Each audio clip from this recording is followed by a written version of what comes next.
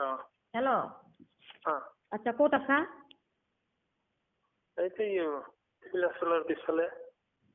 নহয় কি ভালুকডুবি গোটেই তিনজনে আছা নেকি গোটেই তিনজনে আছা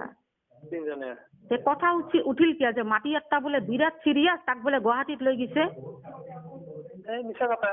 হা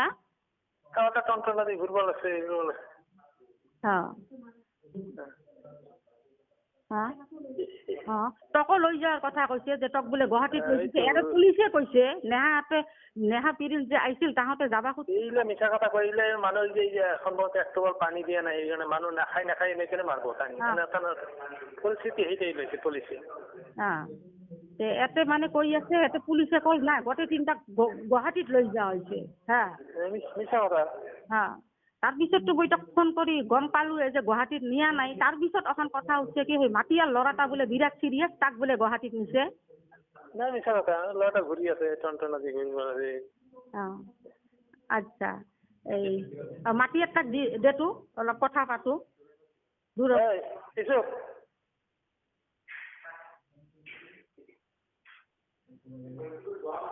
মোৰ মিক্স আছে তোৰ লগত কথা কৈছে ওয়ালাইকুম আসসালাম ভাইটি তুমি মাটিয়ার মানুষ না আচ্ছা তোমাক বোলে বিরাট সিরিয়াস হয়েছে তোমাক বোলে গুৱাহাটীত লৈ গৈছে না না আমি তো একলগে আছো এতে ঘুরি আছো ক'ত আছা হসপিটালতে আমি কোন হসপিটালত আছা ভালুকডুবি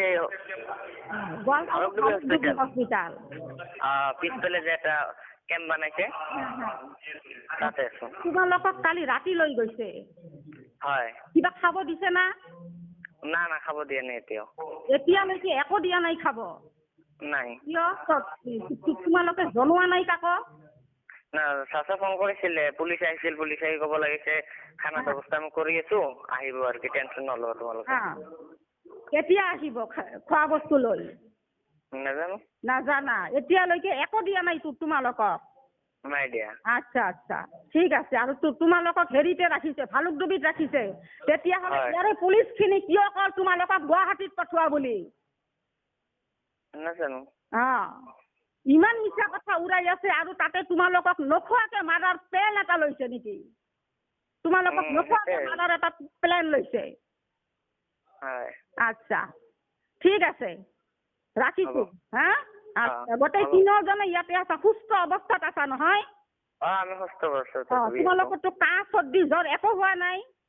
নাই হোৱা আচ্ছা আচ্ছা ঠিক আছে ৰাখা হ'ব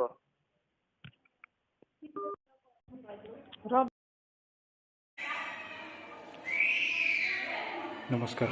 মই গোৱালপাৰা জিলা কোৱাৰেণ্টাইন হাউচৰ পৰা এই ভিডিঅ'টো বনাই আছোঁ গোৱালপাৰাত বৰ্তমানলৈকে 3জন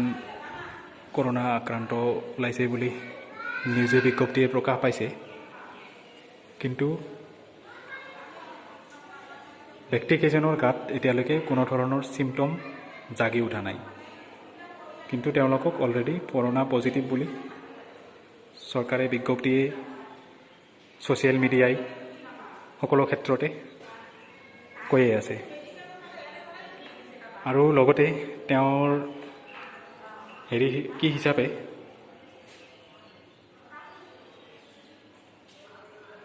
তেওঁৰ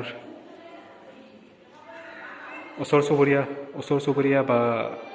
ঘৰৰ সদস্য হিচাপে যিসকল লোকক কোৱাৰেণ্টাইন কৰিছে সেই কোৱাৰেণ্টাইন ঘৰৰ দৃশ্যটো আপোনালোকে চাই লওক যোৱা নিশা প্ৰায় 3টামান বজাত টেষ্টৰ উদ্দেশ্যে গোৱালপাৰাৰ বিভিন্ন ঠাইৰ পৰা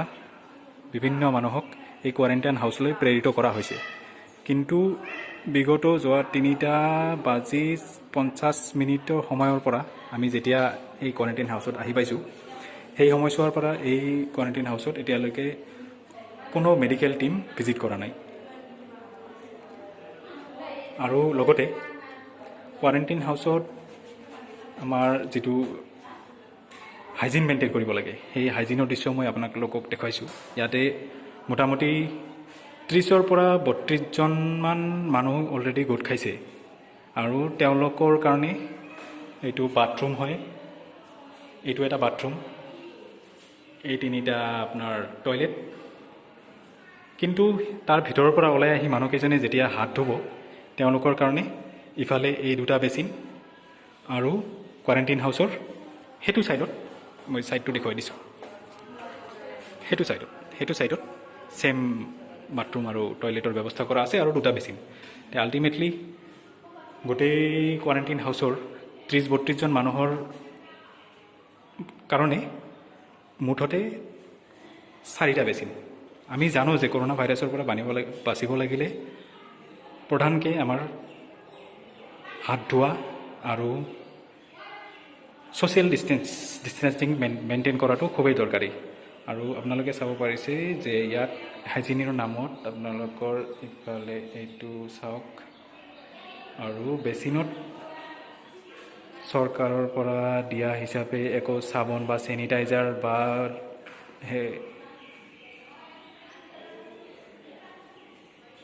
একোটো ব্যৱস্থা নাই। কোনোবা সদায় ব্যক্তিয়ে এটুকুৰা চাবোন লৈ আহিছিলে, সেই চাবোনে গোটেই কোৱাৰেণ্টাইন হাউচৰ 30ৰ পৰা 35জন ব্যক্তিয়ে সেই চাবোনখনে ইউজ কৰি বৰ্তমানলৈকে এতিয়া দুপৰীয়া বাজিছে 12:29। এইখন চাবোনেৰে গোটেই চলি আছে। ইয়াত সৰু বাচ্চা ল'ৰা কেইটামানো আছে, তেওঁলোকৰ খোৱা বোৱাৰ ব্যৱস্থাৰ ক্ষেত্ৰতো খুবেই ঢিলামি, সেইটো আমি বাদি দিছোঁ। এইটো চাহ পঠিয়াইছিলে ৰাতিপুৱা এবাৰ, খোৱা বোৱাৰ ছিষ্টেমটো। এইটো এটা কোৱাৰেণ্টাইন ৰুম আৰু কোৱাৰেণ্টাইন হাউচৰ মেইন বেছিক যিখিনি আমাৰ ছ'চিয়েল ডিষ্টেঞ্চিং মেইনটেইন আৰু হাইজিন, এই হাইজিনটো আপোনালোককতো দেখুৱালোঁ। সেই ছাইডেও এটা বাথৰুম দেখুৱাইছিলোঁ, টয়লেট, আৰু এইটো ছেম প্ৰচেছ।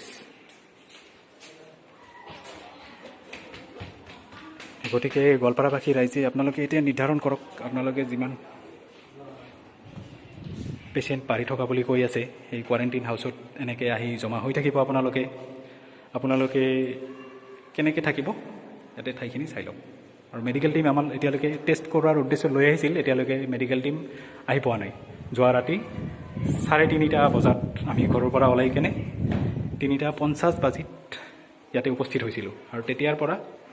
এতিয়ালৈকে কোনো ধৰণৰ মেডিকেল টীমে আমাৰ টেষ্ট চেম্পলছ কালেক্ট কৰিবলৈও অহা নাই বা ছ'চিয়েল ডিষ্টেঞ্চিং মেইনটেইন হৈ আছে নে নাই। চবেই ৰুমৰ ভিতৰত আবদ্ধ হৈ আছে, কিন্তু এটা সময় ক্ষেত্ৰত যেতিয়া পানী বা চাহ টুপি আহিছিলে চবেই একেলগে লগ হৈ ছ'চিয়েল ডিষ্টেঞ্চিঙৰ একো মৰ্যাদা নৰখাকৈ আছিলে আৰু। গতিকে আমি আমাৰ ঘৰৰ পৰা আহিছিলোঁ 5জন, সেই 5জনে আমি ৰুমৰ ভিতৰত আবদ্ধ হৈ থাকিলোঁ। কিন্তু বাকী কেইজন মানুহে যেতিয়া সেই ছ'চিয়েল ডিষ্টেঞ্চিং মেইনটেইন নকৰি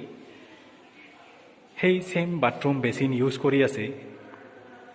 হ'ব পাৰে আমি ইনফেক্টেড নহয়, কিন্তু তেওঁলোকৰ সেই ইনফেকশ্যনখিনি ইয়াতে আৰু এদিনমান থাকিলে 100% আমিও ইনফেক্টেড হৈ যাম আৰু আমাৰো পজিটিভ ৰিজাল্টেই ওলাব আল্টিমেটলি। তো